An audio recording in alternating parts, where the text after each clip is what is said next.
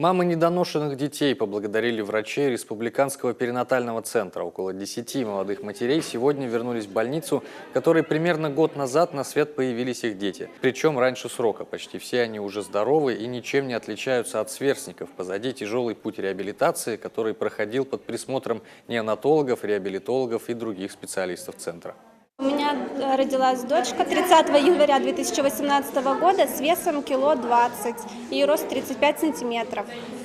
Родилась в стенах перинатального центра города Сыктывкара. Неврологию нам все сняли, кардиолога ждем 1,5 лет, чтобы снять остаточные диагнозы. Ну, с легкими немножко посложнее, ждем 3 лет, а так, в принципе, все у нас в порядке. Не так много времени прошло, около года этим малышкам, но они с умненькими глазками, они все умеют делать, сидят, гугукают.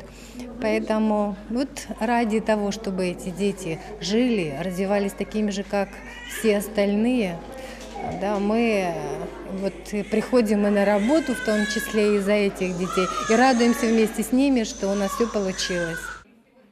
Перинатальный центр – родовспомогательное учреждение, работающее на всю республику. Сюда привозят рожениц с риском преждевременных родов со всего региона. В прошлом году здесь на свет появилось 20 малышей весом до килограмма и около 60 меньше 1,5 килограммов. Медперсоналу благодарные мамы вручили дружеский шарж, а врачи поздравили детей с их праздником и подарили игрушки.